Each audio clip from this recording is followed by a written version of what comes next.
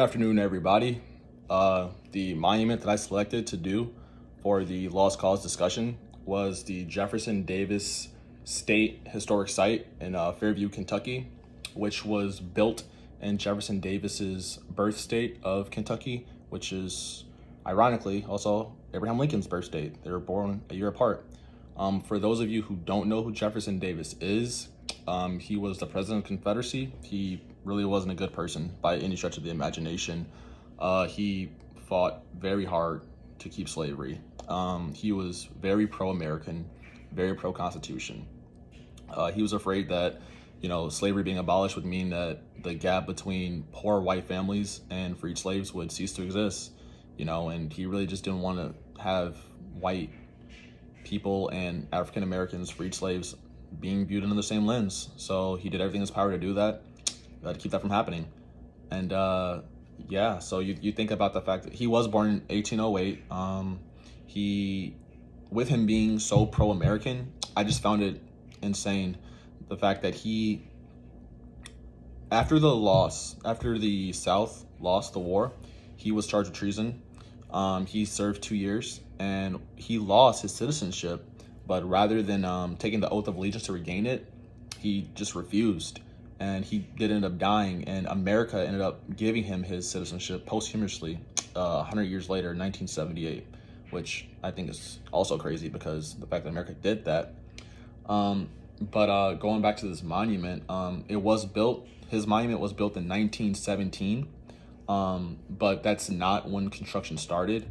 It did take some time for them to, actually build this. It took roughly 10 years, just for the fact that what ended up happening was one of his generals in 1907, there was a reunion in Glasgow, Kentucky, his home state, and he pitched the idea of maybe they should have a Jefferson Davis monument, and within the first 2 years they ended up gaining $7,000 for 20 acres. But then within 8 years they had $150,000 worth of money, so that's a lot of money. It ended up costing $200,000 for this entire monument. It's actually the world's tallest concrete obelisk. It's the fourth tallest monument in the world. It's 19 feet underground, the foundation. You can see in every direction when you go to the top. If you go there, they have a historic museum, they have a park, they have places you can golf, they have a children's park, a place to get married. I think it symbolizes the lost cause perfectly, to be honest, because it just kind of glosses over all the trauma that he caused, all the pain, all the racism that he stood for, and it kind of just hides it by, showing this is really what it's about. We're really just trying to make this, touristy place. But you go back to what the lost cause really is, people in the South, after they lost, they didn't want to, they want to shift the blame, the reason for the war, the reason that they lost the war, it wasn't over slaves. That's what their mindset was. It wasn't, because, slavery was trying to expand, or slavery was expanding. They say that, what if Jefferson Davis and Abraham Lincoln switch roles? There's a lot of historians that think that if they switch roles, that maybe the South would have won, because of the fact that Jefferson Davis did have, he did have some generals who ended up betraying him. He did crumble under pressure. He is documented as saying that, or not documented as saying, but he was documented as being this person who was very ill-tempered and unable to grow his responsibility. He was very heavy on micromanaging his troops. And, as someone who served in the military, that micromanagement is the quickest way to lose cohesion within a unit. Troops do not respond well to micromanagement, I'll tell you that right now. But just going into the lost cause, and you can really just see this on the PowerPoint that I provided for you guys. The lost cause is an intolerant notion, and it was a bigoted movement that originated in slave-era America that focused heavily on the idea of Confederate and Southern supremacy, advocating strongly on the belief that the Civil War was not being influenced by a spread of slavery to non-slave states, and that the reason of the Confederate South's involvement in the Civil War is being ethically sound and morally righteous.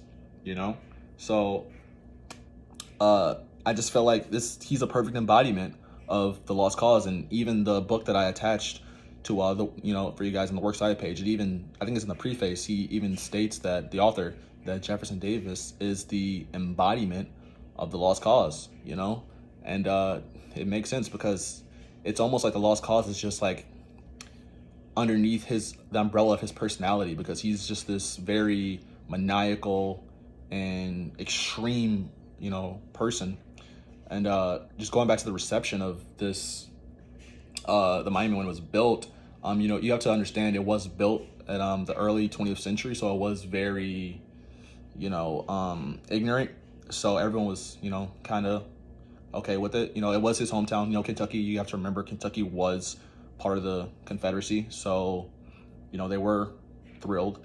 But you flash forward to today, and I attached a article from New York Times about how, is there a place for the Jefferson Davis State Monument? Because, people, Black Lives Matter, there's a lot of people who want this removed, they want this moved, but the park itself has a $200,000 budget annually, and it costs like $250,000 just to move this thing. It weighs 1,000,000 tons, so it doesn't seem very likely this thing's going anywhere soon. But a lot of us, hopefully it gets taken down, somehow, some way. But it's just a really unfortunate situation, and yeah, I mean, basically, if you guys have any questions, I attach a lot of links and everything for you guys about Jefferson Davis and the monuments and the work site and everything for you guys. So yeah, that's pretty much everything. You guys have a nice one. Enjoy your Thanksgiving. Be safe.